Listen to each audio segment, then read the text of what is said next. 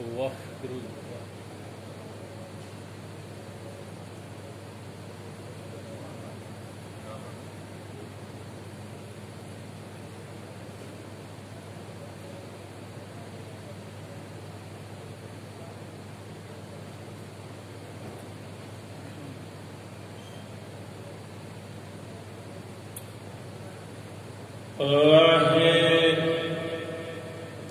ਵਾਹਿਗੁਰੂ ਜੀ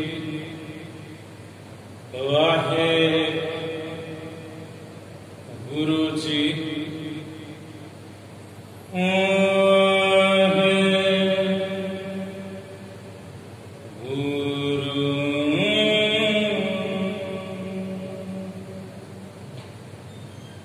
ਸ਼੍ਰੀ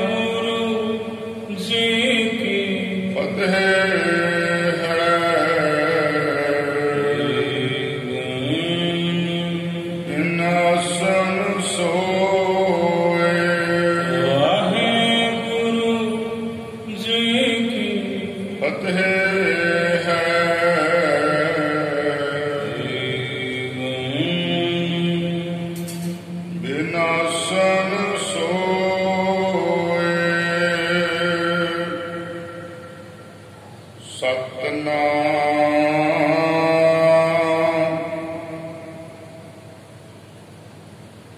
ਸ੍ਰੀ ਵਾਹਿਗੁਰੂ ਸਾਹਿਬ ਜੀ।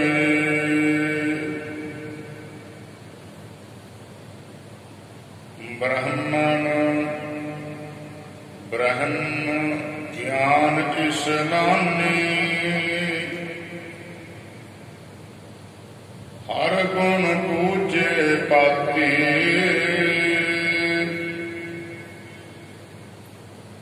ਏਕੋ ਨਾਮ ਏਕ ਨਾਰਾਇਣ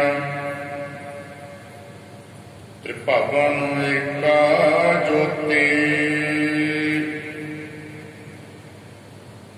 ਬ੍ਰਹਮਣ ਬ੍ਰਹਮ ਗਿਆਨ ਇਸਨਾਨੀ ਹਰ ਗੁਣ ਪੂਜੇ ਪਾਤੀ ਏਕੋ ਨਾਮ ਏਕ ਨਾਰਾਇਣ ਤ੍ਰਿਭਵਨ ਏਕਾ ਜੋਤੀ। ਸਾਧ ਸੰਗਤ ਜੀ, ਵਾਹਿਗੁਰੂ ਜੀ ਕਾ ਖਾਲਸਾ, ਵਾਹਿਗੁਰੂ ਜੀ ਕੀ ਫਤਿਹ। ਸ਼੍ਰਵਣ ਕੀਤਾ ਆਪ ਜੀ ਨੇ ਕੱਲ ਚੱਲ ਰਹੀ ਇਸ ਲੜੀਵਾਰ ਸ੍ਰੀ ਗੁਰੂ ਨਾਨਕ ਪ੍ਰਕਾਸ਼ ਦੀ ਕਥਾ ਦੁਆਰਾ ਧੰਨ ਸਤਿਗੁਰੂ ਸ੍ਰੀ ਗੁਰੂ ਨਾਨਕ ਦੇਵ ਸਾਹਿਬ ਜੀ, ਭਾਈ ਵਾਲਾ ਜੀ, ਭਾਈ ਮਰਦਾਨਾ ਜੀ ਦੇ ਸਹਿਤ ਸੰਗਲਾਦੀਪ ਦੀ ਧਰਤੀ ਤੇ ਪਹੁੰਚੇ ਨੇ। ਸੰਗਲਾਦੀਪ ਜਿਹਨੂੰ ਹੁਣ ਸ੍ਰੀਲੰਕਾ ਕਿਹਾ ਜਾਂਦਾ ਹੈ, ਸਿਲੋਨ ਵੀ ਕਿਹਾ ਜਾਂਦਾ ਹੈ। ਇਹ ਸੰਗਲਾਦੀਪ ਇੱਥੋਂ ਦਾ ਰਾਜਾ ਸੀ ਸ਼ਿਵਨਾਗ, ਜੋ ਗੁਰੂ ਨਾਨਕ ਸਾਹਿਬ ਜੀ ਦਾ ਸ਼ਰਧਾਲੂ ਪ੍ਰੇਮੀ ਬਣਿਆ। ਗੁਰੂ ਨਾਨਕ ਸਾਹਿਬ ਜੀ ਦੇ ਇੱਕ ਸਿੱਖ ਜੋ ਲਾਹੌਰ ਦੇ ਰਹਿਣ ਵਾਲੇ ਸਨ, ਔਰ ਜੋ ਵਪਾਰ ਦੇ ਸਿਲਸਿਲੇ ਵਿੱਚ ਸੰਗਲਾਦੀਪ ਆਇਆ ਜਾਇਆ ਕਰਦੇ ਸਨ, ਉਸ ਸਿੱਖ ਦਾ ਨਾਮ ਹੈ ਭਾਈ ਮਨਸੁਖ।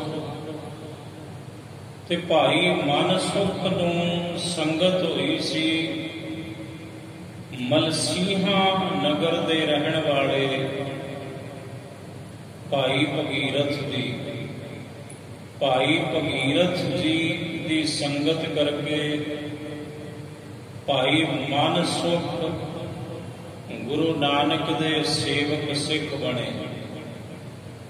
ਭਾਈ ਮਨਸੁਖ ਦੀ ਸੰਗਤ ਰਾਜਾ ਸ਼ਿਵਨਾਗ ਨੂੰ ਹੋਈ ਤਾਂ ਰਾਜਾ ਸ਼ਿਵਨਾਗ ਗੁਰੂ ਨਾਨਕ ਸਾਹਿਬ ਦੇ ਚਰਨਾਂ ਦਾ ਪ੍ਰੇਮੀ ਸੇਵਕ ਭੌਰਾ ਬਣਿਆ, ਔਰ ਸਿੱਖੀ ਦੀ ਦਾਤ ਭਾਈ ਮਨਸੁਖ ਦੀ ਬਦੌਲਤ ਹੀ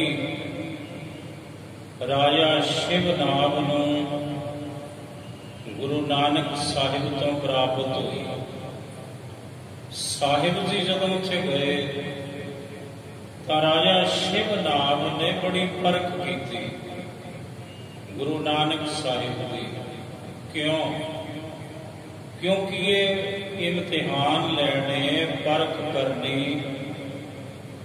ਹੁਣ ਉਹਦੀ ਮਜਬੂਰੀ ਹੋ ਚੁੱਕੀ ਸੀ, ਮਜਬੂਰੀ ਬਣ ਚੁੱਕੀ ਸੀ।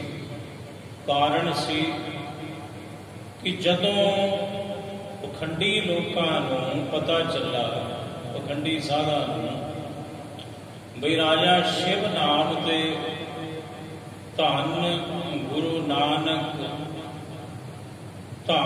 ਨਾਨਕ ਦੀ ਰੱਟ ਲਾਈ ਰਹਿੰਦਾ ਹੈ ਦਿਨ ਰਾਤ, ਤੇ ਇਹਨੇ ਕਿਹੜਾ ਗੁਰੂ ਨਾਨਕ ਸਾਹਿਬ ਨੂੰ ਲਿਖਿਆ ਆਪਾਂ ਹੀ ਕਹਿ ਦੋ ਵੀ ਆਪਾਂ ਹੀ ਗੁਰੂ ਨਾਨਕ ਇੱਕ ਤੋਂ ਬਾਅਦ ਇੱਕ ਆਏ, ਜਿਨ੍ਹਾਂ ਨੇ ਕਿਹਾ ਵੀ ਅਸੀਂ ਹੀ ਗੁਰੂ ਨਾਨਕ ਹਾਂ।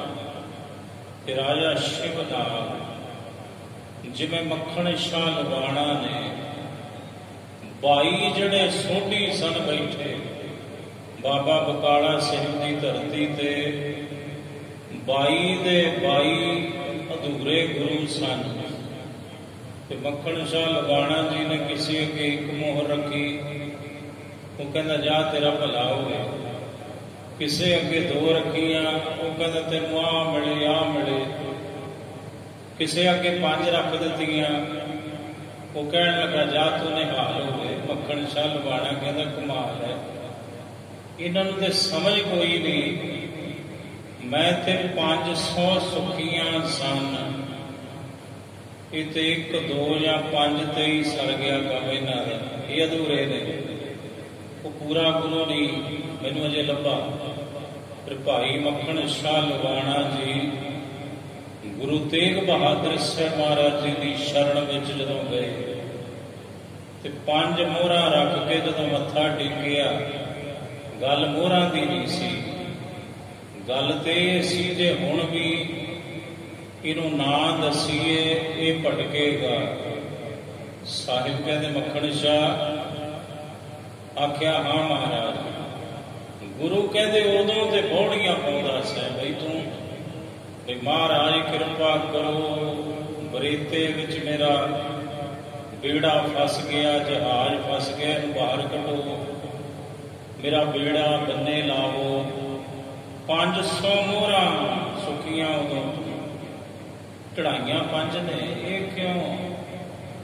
ਬਸ ਚਰਨ ਪਕੜ ਲਏ ਮੱਖਣ ਸ਼ਾਹ ਲਵਾਣਾ ਜੀ ਨੇ ਗੁਰੂ ਤੇਗ ਬਹਾਦਰ ਸਾਹਿਬ ਮਹਾਰਾਜ ਜੀ ਦੇ, ਤੇ ਕਿਹਾ ਸਾਚੋ ਗੁਰ ਲਾਦੋ ਰੇ, ਇਹ ਹੁਕਾ ਦਿੱਤਾ ਭਾਈ ਮੱਖਣ ਸ਼ਾਹ ਲਵਾਣਾ ਜੀ ਨੇ।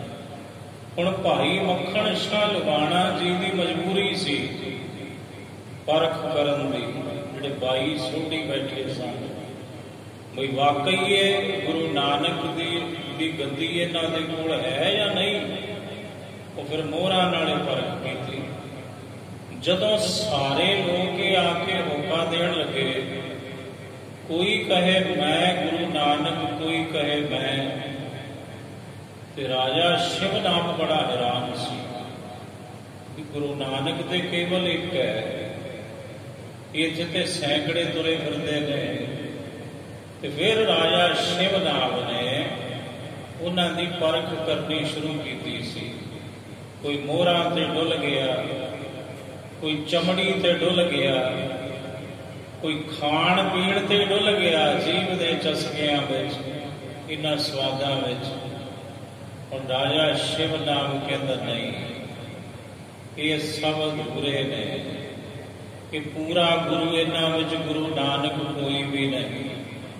ਤੇ ਜਦੋਂ ਪੂਰੇ ਗੁਰੂ ਗਏ ਤਾਂ ਰਾਜਾ ਸ਼ਿਵਨਾਗ ਨੇ ਕਈ ਤਰ੍ਹਾਂ ਦੇ ਨਾਲ ਪਰਖ ਕੀਤੀ। ਅਖੀਰ ਸਾਹਿਬ ਜਦੋਂ ਉਸ ਪਰਖ ਵਿੱਚ ਪੂਰੇ ਉਤਰੇ, ਇਹਦੇ ਮਨ ਵਿੱਚ ਥੋੜਾ ਜਿਹਾ ਸੰਸਾ ਬਾਕੀ ਹੈ।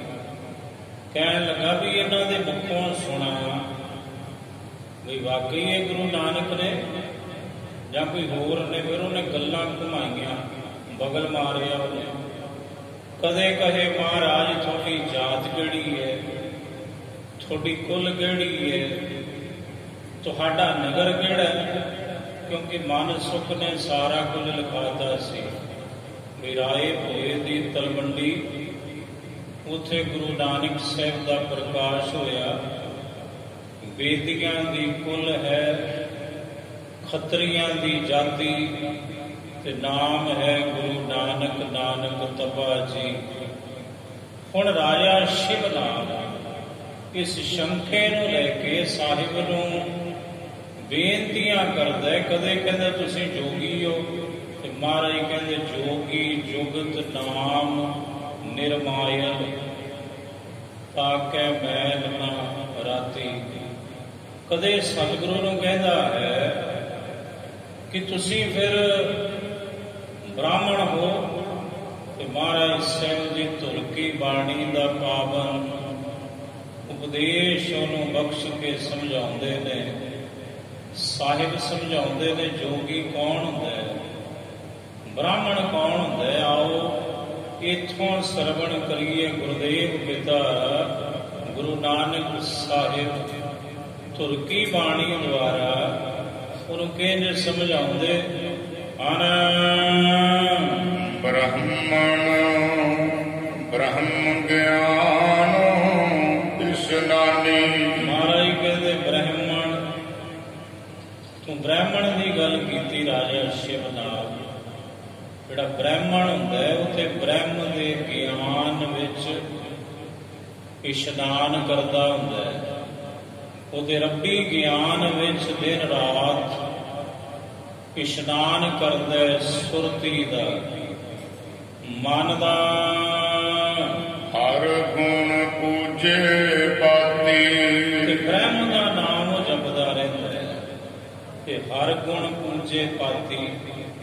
ਜਿਵੇਂ ਬ੍ਰਾਹਮਣ ਪੂਜਾ ਕਰਦਾ ਹੈ, ਪੱਤੇ ਤੋੜਦਾ ਹੈ, ਫੁੱਲ ਤੋੜਦਾ ਹੈ, ਤਾਂ ਤੇ ਜਿਹੜਾ ਬ੍ਰਹਮ ਦਾ ਪੁਜਾਰੀ ਹੈ, ਬ੍ਰਾਹਮਣ, ਬ੍ਰਹਮ ਗਿਆਨੀ, ਪਰਮੇਸ਼ਰ ਦੇ ਨਾਮ ਵਿੱਚ ਰਤੀ ਹੋਈ ਜਿਹੜੀ ਰੂਹ ਹੈ, ਉਹ ਫਿਰ ਹਰੀ ਦੇ ਗੁਣਾਂ ਦੀ ਹੀ ਪੂਜਾ ਕਰਦੀ ਹੈ। ਹਰੀ ਦੇ ਗੁਣ ਹੀ ਉਹਦੇ ਮਾਨੋਂ ਪੱਤੇ ਹਨ। ਏਕੋ ਨਾਮ ਏਕ ਨਾਰਾਇਣ।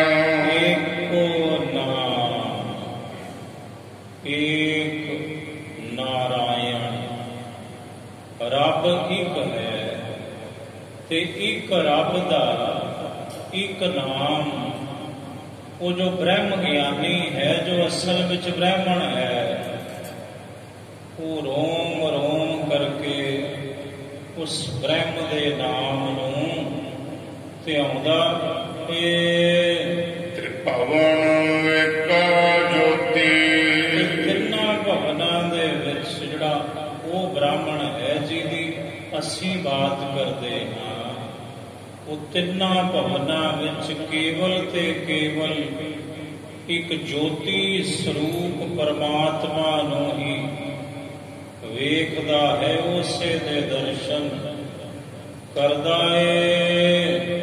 ਸੁਨ ਕਰ ਐਸੇ ਬਚਨ ਅਨੂਪਾ। ਹੁਣ ਕਹਿੰਦੇ ਇਹੋ ਜਿਹੇ ਬਚਨ ਜੋ ਉਪਮਾ ਤੋਂ ਰਹਿਤ ਨੇ, ਜਿਨ੍ਹਾਂ ਦੀ ਉਪਮਾ ਹੋਈ ਨਹੀਂ ਸਕਦੀ, ਜੋ ਬੜੇ ਸੁੰਦਰ ਨੇ, ਬੜੇ ਸੋਹਣੇ ਬੋਲ ਨੇ। ਤੁਰ ਦਰਗਾਹੀ ਤੁਰਕੀ ਬਾਣੀ ਦੇ, ਇਲਾਹੀ ਬਾਣੀ ਦੇ। ਜਦੋਂ ਰਾਜਾ ਸ਼ਿਵ ਨਾਮ ਨੇ ਇਹ ਬਚਨ ਸੁਣੇ ਉਪਮਾ ਤੋਂ ਰਹਿਤ, ਸੁਣ ਕੇ ਬਹੁ ਬੋਲਤ ਭਾਵਚ ਭੂਪਾ। ਫਿਰ ਮੁੜ ਭੂਪਾ, ਭੂਪਾ ਕਹਿੰਦੇ ਨੇ ਭੂਪਤ ਨੂੰ ਰਾਜੇ। ਮੁੜ ਭੂਪਾ ਰਾਜਾ ਸ਼ਿਵ ਨਾਗ ਇੰਜ ਬੋਲਿਆ ਹੈ। ਜਾਤ ਤੁਮਾਰੀ ਖੱਤਰੀ ਹੈ।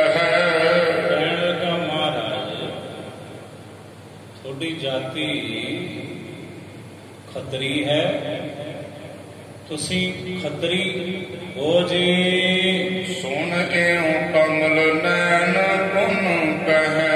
ਕਹਿੰਦੇ ਸੁਣ ਕੇ ਇੰਜ ਕਮਲ ਵਰਗੇ ਪੱਤਰ ਦੇ ਵੱਤ, ਜਿਨ੍ਹਾਂ ਦੇ ਨੇਤਰ ਬੜੇ ਚੌੜੇ ਤੇ ਵੱਡੇ ਨੇ, ਗੁਰੂ ਨਾਨਕ ਸਾਹਿਬ ਮਹਾਰਾਜ ਸੋਹਣੀਆਂ ਅੱਖੀਆਂ ਵਾਲੇ ਸਤਿਗੁਰੂ ਇੰਜ ਬੋਲੇ ਨੇ ਸ਼ਬਦ ਦਾ ਅਗਲਾ ਪਦਾ। ਤਦਪ ਨ ਨਿਸ਼ਚਾ ਭੂਪਤ ਆਵਾ। ਕਹਿੰਦੇ ਤਾਂ ਵੀ ਨਿਸ਼ਚਾ ਰਾਜੇ ਨੂੰ ਨਹੀਂ ਆਇਆ। ਜਿਹਵਾ ਡੰਡੇ ਇਹੋ ਘਟ ਛਾਪਾ।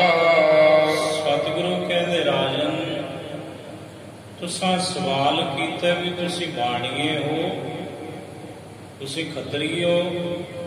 ਮਹਾਰਾਜ ਕਹਿੰਦੇ ਸੁਣੋ, ਜਿਹੇ ਪਾ ਡੰਡੀ, ਆ ਜਿਹੜੀ ਜੀਵ ਹੈ ਨਾ, ਪਰਮਾਤਮਾ ਨੇ ਮੁੱਖ ਵਿੱਚ ਲਟਕਾਈ ਹੈ ਮਾਸ ਦਾ ਟੁਕੜਾ, ਇਹਨੂੰ ਅਸਾਂ ਡੰਡੀ ਬਣਾਇਆ। ਡੰਡੀ ਜਿਹੇ ਪਾ ਡੰਡੀ, ਜਿਵੇਂ ਤਰਾਜ਼ੂ ਦੇ ਵਿਚਕਾਰ ਡੰਡੀ ਹੁੰਦੀ ਹੈ ਨਾ, ਇੰਜ ਲਟਕਦੀ ਹੁੰਦੀ ਹੈ ਉਹ ਡੰਡੀ ਉੱਪਰ ਵੱਲ, ਤੇ ਉਹਦੇ ਦੋਵੇਂ ਪਾਸੇ ਪਲੜੇ ਹੁੰਦੇ ਨੇ, ਸੱਜੇ ਤੇ ਖੱਬੇ ਪਾਸੇ। ਜਿਹੜੀ ਜੀਵ ਹੈ ਸਾਡੀ, ਇਹਨੂੰ ਅਸਾਂ ਡੰਡੀ ਬਣਾਇਆ ਹੋਇਆ। ਡੰਡੀ, ਇਸ ਜੀਵ ਦੇ ਨਾਲ ਵਾਹੇ ਗੁਰੂ, ਵਾਹੇ ਗੁਰੂ, ਵਾਹੇ ਗੁਰੂ, ਵਾਹੇ ਗੁਰੂ। ਇਸ ਜਿਵੇਂ ਉਹ ਡੰਡੀ ਹੁੰਦੀ ਹੈ ਨਾ, ਖਲੋਤੀ ਹੁੰਦੀ ਹੈ ਉੱਪਰ ਨੂੰ ਸਿੱਧੀ। ਸਾਹਿਬ ਕਹਿੰਦੇ ਇਸ ਜੀਵ ਨੂੰ ਅਸੀਂ ਐਸੀ ਇਕਾਗਰਤਾ ਬਖਸ਼ੀ ਹੈ, ਡੰਡੀ ਦੇ ਵੱਤ ਇਹਨੂੰ 8 ਪਹਿਰ ਪ੍ਰਭੂ ਦੇ ਨਾਮ ਵਿੱਚ ਜੋੜਿਆ ਹੋਇਆ ਹੈ। ਇਹੋ ਘਟ ਛਾਬਾ, ਜਿਹੜਾ ਘਟ ਹੈ, ਹਿਰਦਾ ਹੈ ਸਾਡਾ, ਇਹ ਇੱਕ ਪਾਸੇ ਦਾ ਛਾਬਾ ਹੈ, ਤੇ ਦੂਸਰੇ ਪਾਸੇ ਦਾ ਜਿਹੜਾ ਛਾਬਾ ਹੈ, ਇੱਕ ਪਾਸੇ ਇਸ ਤਰਾਜ਼ੂ ਦੇ ਅਸੀਂ ਜੀਵ ਨੂੰ ਡੰਡੀ ਬਣਾ ਕੇ ਵਾਹਿਗੁਰੂ ਦੀ ਸਿਫਤ ਸਲਾਹ ਪਾਈ ਜਾਂਦੇ ਹਾਂ ਆਪਣੇ ਹਿਰਦੇ ਰੂਪੀ ਛਾਬੇ ਵਿੱਚ। ਤੇ ਦੂਸਰਾ ਜਿਹੜਾ ਛਾਬਾ ਹੈ, ਉਹਦੇ ਵਿੱਚ ਜਿਹੜੀ ਆਪਣਤ ਹੈ, ਮੈਂ ਮੇਰੀ ਹੈ, ਉਹਨੂੰ ਅਸੀਂ ਉਤਾਰੀ ਜਾਂਦੇ ਹਾਂ। ਉਹ ਵਜ਼ਨ ਪਾਈ ਜਾਂਦੇ ਹਾਂ। ਤੋਲੋ ਨਾਮ ਅਜਾਚੀ, ਅਜਾਚੀ ਉਸ ਅਕਾਲ ਪੁਰਖ ਵਾਹਿਗੁਰੂ ਜੀ ਦੇ ਨਾਮ ਦੁਆਰਾ ਇੰਜ ਤੋਲਦੇ ਰਹਿੰਦੇ ਹਾਂ ਅਸੀਂ। ਏਕੋ ਹਾਟ ਸਾਹੋ ਸਭਨਾ ਸਿਰ, ਜਦੋਂ ਅਸੀਂ ਇਸ ਪ੍ਰਕਾਰ ਪ੍ਰਭੂ ਦੇ ਨਾਮ ਦੁਆਰਾ ਤੋਲਦੇ ਹਾਂ, ਵਿਚਾਰ ਕਰਦੇ ਹਾਂ, ਪਰ ਸਾਨੂੰ ਇਹ ਸਮਝ ਆਉਂਦਾ ਹੈ ਕਿ ਸ਼ਾਹ ਇੱਕੋ ਹੀ ਹੈ, ਪਰਮਾਤਮਾ ਸਾਰਿਆਂ ਦਾ, ਔਰ ਉਸ ਵਾਹਿਗੁਰੂ ਜੀ ਦੀ ਇਹ ਰਚਨਾ ਹੈ। ਪੰਕਤੀ ਦੁਬਾਰਾ ਸੁਣੋ ਜੀ। ਏਕੋ ਹਾਟ ਸਾਹੋ ਸਭਨਾ ਸਿਰ, ਖੱਟੀ ਕੋਈ ਹੈ, ਜਿੱਥੋਂ ਨਾਮ ਦੀ ਖੱਟੀ ਖੱਟੀ ਦੀ ਹੈ, ਉਹ ਹੈ ਸਾਧ ਸੰਗਤ। ਤੇ ਸ਼ਾਹ ਇੱਕੋ ਹੀ ਹੈ, ਸ਼ਾਹੂਕਾਰ ਇੱਕੋ ਹੀ ਹੈ, ਮਾਲਕ ਸਭ ਦਾ ਇੱਕੋ ਹੀ ਹੈ, ਦਾਤਾ ਸਭ ਦਾ ਇੱਕੋ ਹੀ ਹੈ। ਖੱਟੀ ਸਾਧ ਸੰਗਤ ਤੇ ਸ਼ਾਹ ਹੈ ਪਰਮਾਤਮਾ। ਵਣਜਾਰੇ ਇੱਕ ਭਾਂਤੀ, ਤੇ ਸਾਰੇ ਵਣਜਾਰੇ ਹਾਂ ਅਸੀਂ ਜੀਵ ਇੱਕੋ ਪ੍ਰਕਾਰ ਦੇ ਪਰਮੇਸ਼ਰ ਦੇ ਨਾਮ ਦਾ ਵਣਜ ਕਰਨ ਅਸੀਂ ਇਸ ਦੁਨੀਆ ਤੇ ਆਏ ਹਾਂ। ਤਦਪ ਨ ਨਿਸ਼ਚਾ ਭੂਪਤ ਆਵਾ, ਕਹਿੰਦੇ ਸਾਹਿਬ ਨੇ ਜਦੋਂ ਰਮਜ਼ਾਂ ਦੁਆਰਾ ਇੰਜ ਸਮਝਾ ਵੀ ਦਿੱਤਾ, ਤਾਂ ਵੀ ਰਾਜਾ ਸ਼ਿਵਨਾਭ ਨੂੰ ਅਜੇ ਨਿਸ਼ਚਾ ਨਹੀਂ ਆਇਆ, ਨਿਰਣਾ ਨਹੀਂ ਹੋਇਆ। ਉਹਨੂੰ ਲੱਗਦਾ ਹੈ ਵੀ ਹੈ ਗੁਰੂ ਨਾਨਕ, ਪਰ ਜੇ ਕਿਤੇ ਮੁੱਖੋਂ ਕਹਿ ਦੇਣ ਸਤਿਗੁਰੂ ਕਿ ਮੈਂ ਨਾਨਕ ਹਾਂ, ਬਸ ਫੇਰ ਸਾਰੇ ਸ਼ੰਕੇ ਮਿਟ ਜਾਣਗੇ। ਨਹੀਂ ਤੇ ਅਜੇ ਸ਼ੰਕੇ ਦੀ ਦੀਵਾਰ ਮੇਰੇ ਮਨ ਵਿੱਚ ਖਲੋਤੀ ਹੈ। ਇਨ ਬਿਨਾ ਮਨ ਕੇ ਦੇਖਿਆ ਦਿਖਿਆ ਬੁਲਾਵਾ, ਬਹੁਤ ਤੜਫਿਆ ਰਾਜਾ ਸ਼ਿਵਨਾਭ। ਮਨ ਹੀ ਮਨ ਬੜਾ ਵਿਆਕੁਲ ਹੁੰਦਾ ਹੈ, ਤੜਫਦਾ ਹੈ। ਦੁਖੀ ਹੁੰਦਾ ਕਿ ਮੈਨੂੰ ਸਤਿਗੁਰੂ ਅਗਰ ਇਹੀ ਗੁਰੂ ਨਾਨਕ ਨੇ ਤਾਂ ਮੈਨੂੰ ਦੱਸ ਕਿਉਂ ਨਹੀਂ ਦਿੰਦੇ ਕਿ ਮੈਂ ਹੀ ਨਾਨਕ ਹਾਂ। ਮੈਂ ਤੇ ਬਹੁਤ ਭੁਲੇਖੇ ਵਿੱਚ ਪਿਆ ਹਾਂ। ਨਿਰਣੈ ਕਰ ਨਹਿ ਜਾਤ ਬਤਾਵੈ। ਇਹ ਮੈਨੂੰ ਨਿਰਣਾ ਕਰਕੇ ਆਪਣੀ ਜਾਤੀ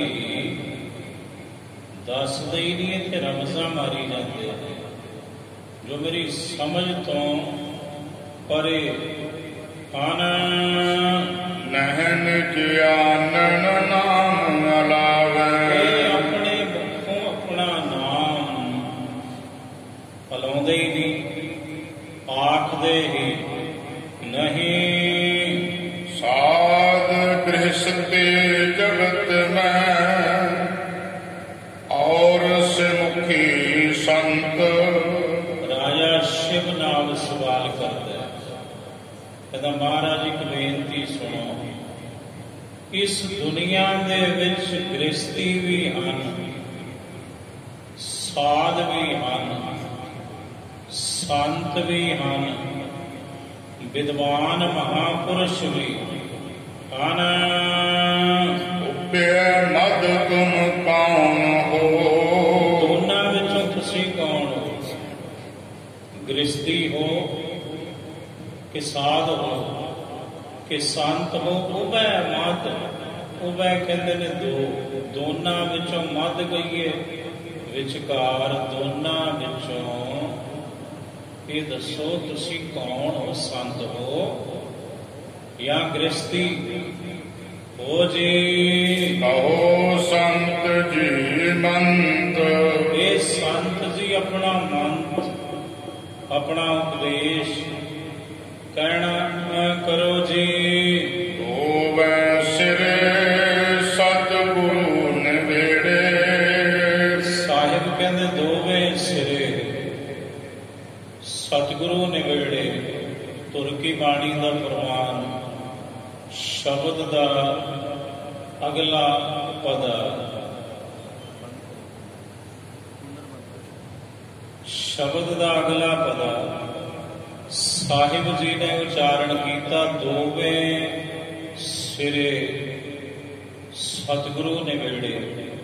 ਮਹਾਰਾਜ ਕਹਿੰਦੇ ਅਕਾਲ ਪੁਰਖ ਸਤਿਗੁਰੂ ਨੇ ਭਾਈ ਇਹ ਰਾਜਨ ਇਹ ਦੋਵੇਂ ਸਿਰੇ ਨਿਵੇੜ ਦਿੱਤੇ ਹਨ। ਸੋ ਬੂਝੈ ਜਿਸ ਏਕ ਲਿਵ ਲਾਗੀ। ਸਮਝਦਾ ਉਹ ਹੈ ਜਿਹਦੀ ਇੱਕ ਪਰਮਾਤਮਾ ਦੇ ਨਾਮ ਵਿੱਚ ਲਿਵ ਜੁੜਦੀ ਹੈ, ਸੁਰਤ ਲੱਗਦੀ ਹੈ, ਜਿਹਦੀ ਇੱਕ ਪਰਮੇਸ਼ਰ ਦੇ ਚਰਨਾਂ ਵਿੱਚ ਜੀਉ ਰਹਿ ਨਿਵਰਾਤੀ। ਤੇ ਜੀਉ ਅੰਦਰੋਂ ਆਪਣੇ ਜੀ ਤੋਂ ਉਹ ਭ੍ਰਾਂਤੀ ਤੋਂ ਰਹਿਤ ਰਹਿੰਦਾ ਹੈ। ਪਰ ਉਹਨੂੰ ਕੋਈ ਭੁਲੇਖਾ, ਕੋਈ ਭੰਬਲ ਭੂਸਾ ਨਹੀਂ ਉਹਦੇ ਮਨ ਵਿੱਚ ਰਹਿੰਦਾ ਕਿ ਸਾਧ ਕੌਣ ਹੈ, ਸੰਤ ਕੌਣ ਹੈ ਤੇ ਗ੍ਰਸਤੀ ਕੌਣ ਹੈ। ਰਾਜਨ ਗ੍ਰਸਤੀ ਸੰਤ ਹੈ ਤੇ ਸੰਤ ਗ੍ਰਸਤੀ ਹੈ। ਸੰਤ ਹੀ ਗ੍ਰਸਤੀ ਹੈ ਤੇ ਗ੍ਰਸਤੀ ਹੀ ਸੰਤ ਹੈ ਜੇਕਰ ਉਹਦੀ ਲਿਵ ਇੱਕ ਪਰਮਾਤਮਾ ਦੇ ਚਰਨਾਂ ਵਿੱਚ ਜੁੜੀ ਹੈ। ਲਿਬਾਸ ਦਾ ਨਾਮ ਸੰਤ ਨਹੀਂ। ਸ਼ਬਦ ਬਸਾਏ ਪਰਮ ਚੁਕਾਏ।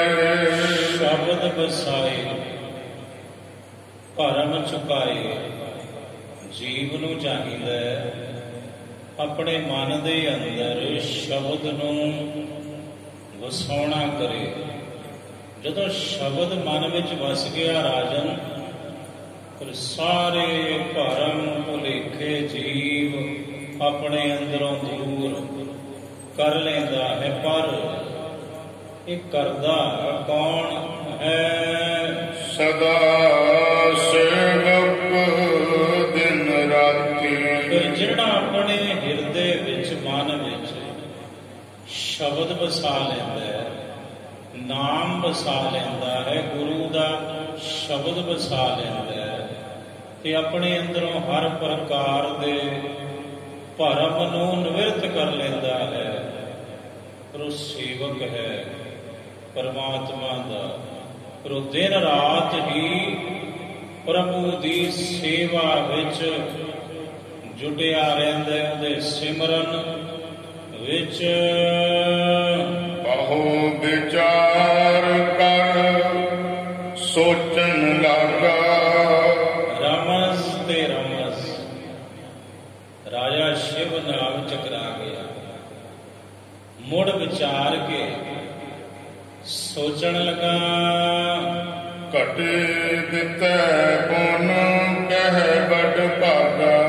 ਕਹਿੰਦੇ ਘੜੀ ਬੀਤ ਗਈ ਘੜੀ, ਮੁੜ ਵੱਡਿਆਂ ਭਾਗਾਂ ਵਾਲਾ ਰਾਜਾ ਸ਼ਿਵਨਾਥ ਆਖਦਾ ਏ, ਜੇ ਤੁਮ ਗੋਰਖ ਦੇਹੋ ਬੁਝਾਈ।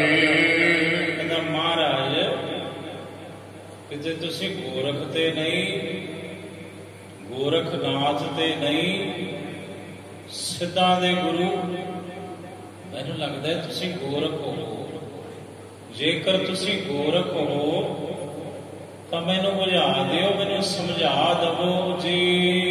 ਸੁਨ ਕਰ ਸਤਿਗੁਰ ਗਿਰਾਵਲਾਈ। ਇਹ ਸੁਣ ਕੇ ਧੰਨ ਧੰਨ ਸਤਿਗੁਰੂ ਗੁਰੂ ਨਾਨਕ ਸਾਹਿਬ ਨੇ ਬਾਣੀ ਉਚਾਰਨ ਕੀਤੀ ਸ਼ਬਦ ਦਾ ਅਗਲਾ ਪਦਾ। ਉੱਪਰ ਗਗਨ ਗਗਨ ਪਰ ਗੋਰਖ। ਮਹਾਰਾਜ ਕਹਿੰਦੇ ਉੱਪਰ ਗਗਨ, ਆ ਵੇਖ ਰਾਜਨ ਆਪਣੇ ਸਿਰ ਦੇ ਉੱਤੇ ਕੀ ਹੈ? ਗਗਨ ਹੈ, ਆਕਾਸ਼ ਹੈ। ਉੱਪਰ ਗਗਨ, ਗਗਨ ਪਰ ਗੋਰਖ। ਤੇ ਇਸ ਆਕਾਸ਼ ਦੇ ਉੱਪਰ ਕੌਣ ਹੈ? ਗੋਰਖ ਹੈ। ਗੋਰਖ ਦਾ ਅਰਥ ਹੈ ਗੋ